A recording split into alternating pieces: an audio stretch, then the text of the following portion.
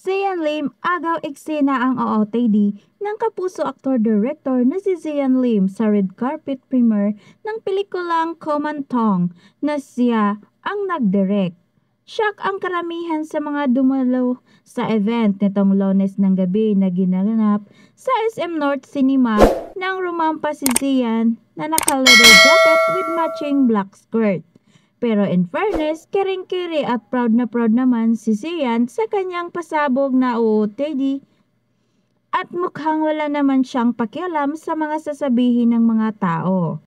Habang nalalakad sa red carpet ng SM North Cinema at papunta sa stage si Sian kasama ang girlfriend niyang si Iris Lee na co-writer niya sa Komantong at ang cast members ng pelikula ay natanong ang actor-director kung ano ang ipinaglalaban ng kanyang outfit.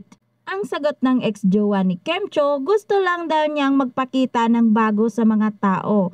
I just wanna show a little bit different. Ani Sian Lim. Narito naman ang mga comments ng mga sabongga-bonggang OOTD ni Sian. Kung kailan naman premiere night tsaka pa nagpatuli si Sian. Passion niya like other countries men wear skirts. Myanmar, Burma, Sayoke, then ang also Egypt like Paroa ng panahon pa ni Moises. Until now naman manly sa kanila pagsusuot lalo ng skirts. Trying hard fashionista but sa ibang lalaki nababagay ang palda na yan dahil yata sa leather jacket na naman kaya ibimugay. Mapapa-thank you Lord ka na lang talaga dahil nawala na to sa buhay ni Kim. Nagmukhang 50 years old na talaga siya. Iba talaga ang alagang Kempo. Mapapabata ka talaga like Paulo. Fresh na fresh pagkasama si Kimi. Pinagtawanan siguro ni Paulo at Kim to. Haha, anyari. Hindi po ako basher at hindi rin ako expert sa fashion pero ang pangit talaga real talk. Kasi nakikita ko na gusto suot niya si Vong at yung isa sa SB19, si Pablo ba yun?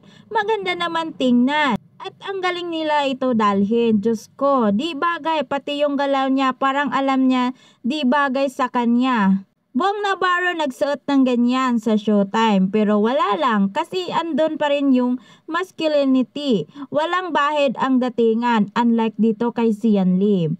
I know naman na fashion yan pero hindi po bagay para kunyari sa P-pop. Hindi ako better para iba siya. Napansin ko lang kaibahan ng noon sa ngayon. Malinis siya noong siya pa ni Kim. Ngayon naman, hindi mo maintindihan kung anong nangyari sa kanya. Stress ba o ano?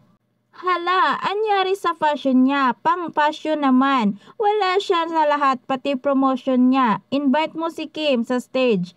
Tiyak lahat andyan, sinisigaw Kimpaw. Samantala, makakatulong ba sa box office performance ng pelikulang Komantong ang public display of affection ni Direk Sian Lim sa kanyang bagong girlfriend? Sana. Abangan natin ang box office result ngayon. Matatagumpay kaya sila laban sa pag-assemble ng minions na Despicable Me 4? Good luck!